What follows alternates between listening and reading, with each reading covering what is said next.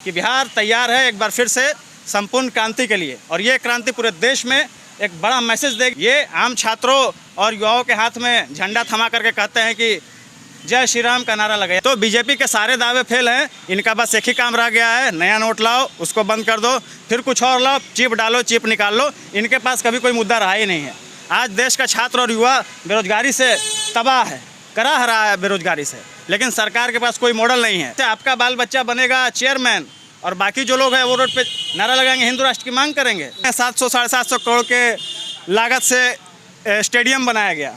Stadium में क्या हो रहा है भाई, जरा सी बारिश आ रही है, बाढ़ का पानी नीचे घुस रहा है और अमित शाह के बेटे ऐसे ऐसे कर रहे हैं, तो ये पानी घुसा रहे थे क्या? राजभवन घेराव है छात्र राजद की तरफ से, क्या मकसद है? देखिए, आगामी 5 तारीख को जो कि संपूर्ण क्रांति दिवस है, तो संपूर्ण क्रांति के अवसर पर बिहार से एक फिर से आवाज़ निकली है, और वो आवाज़ है केंद्र सरकार के तानाशाह रवैये के खिलाफ। क्योंकि आप तमाम लोग जानते हैं कि जिस तरीके से लगातार इस देश को सत्ता में बैठे, मैं यूँ कहूँ कि दलालों ने ठगने का काम किया है, तो उसके खिलाफ जन आक्रोश है, और उसी आक्रोश को हम लोग लेकर रोड पर उतरने का काम करेंगे और राजभवन का घेराव करने का काम करेंगे। बीजेपी के तो लोग कहते हैं कि देश विकास कर रहा है, लोगों को सारी सुविधाएं मिल रही है, और जो पार्टी आवाज़ उठा रही है आरजेडी ये लोग भ्रष्ट लोग हैं, इसलिए आवाज़ उठा रहे हैं। देखिए, बीजेपी का जो कहना है, तो बीजेपी के शासनकाल में अगर किसी का विकास हुआ है तो एकमात्र जय शाह का हुआ है। जिस जय शाह को बजरंग दल में होना चाहिए था, वो क्रिकेट स्टेडियम में बैठ करके मैच देख रहे हैं और उसके अध्यक्ष बने हुए हैं। तो बीजेपी के सारे दावे फेल हैं, इनका बस एक ही काम रह गया है, नया नोट लाओ, उसको बंद कर दो, फिर कुछ और लाओ, चिप डालो, चिप निकाल लो। इनके पास कभी कोई मुद्दा रहा ही नहीं है। आज देश का छात्र और युवा बेरोजगारी से तबाह है, करा रहा है बेरोजगारी से, लेकिन सरकार के पास कोई मॉडल नहीं है। और आप सभी लोग जानते होंगे कि सरकार ने अभी क्या किया है कि जो बेरोजगारी दर के आंकड़े पेश करती है, उस एजेंसी को उन्होंने वो आंकड़ा पेश करने से ही रोक दिया है।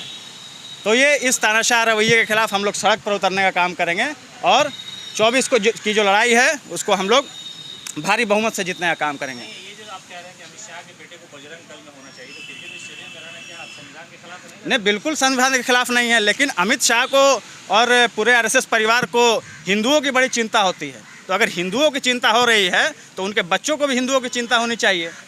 ये आम छात्रों और युवाओं के हाथ में झंडा थमा करके कहते हैं कि जय श्री राम का नारा लगा। यार बिल्कुल लगाना चाहिए जय श्री राम का नारा, लेकिन उसके साथ साथ देश में निहित जो असल मुद्दे हैं, जिनसे जो आवाम है वो प्रभावित होती है, उन पर भी बात करना चाहिए, उन पर भी सोचना चाहिए।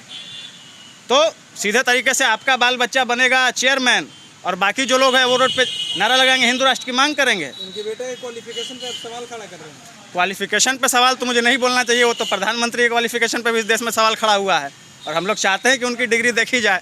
और ये आप सभी के माध्यम से हम लोग आह्वान करना चाहेंगे कि नरेंद्र मोदी से अपील है कि आप अपनी भी डिग्री सार्वजनिक कीजिए। अरविंद केजरीवाल जब डिग्री का पूछे थे, प्रधानमंत्री को जुर्माना लग गया था। अब तो यहाँ तो बोलने में दिक्कत क्या है ना कि आपके ऊपर सिर्फ जुर्माना ही लगा है, लेकिन ज़्यादा बोलिएगा तो पूरी सरकारी एजेंसी लग जाएगी।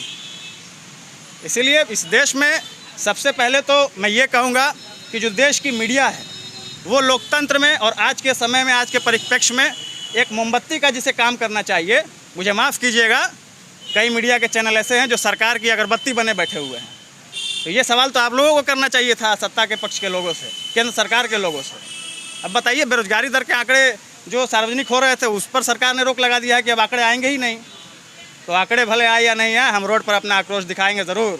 तो ये मैं बताना चाहता हूँ, और साथ ही साथ तमाम छात्र युवा बिहार के उन सभी से अपील करना चाहता हूँ कि बिहार तैयार है एक बार फिर से संपूर्ण क्रांति के लिए, और ये क्रांति पूरे देश में एक बड़ा मैसेज देगी। और हम लोग आने वाले समय में इस सत्ता को, इस तानाशाह सरकार को केंद्र से उखाड़ कर फेंकने का काम करें। आप अमित शाह के बेटे की डिग्री पे सवाल खड़ा कर रहे हैं।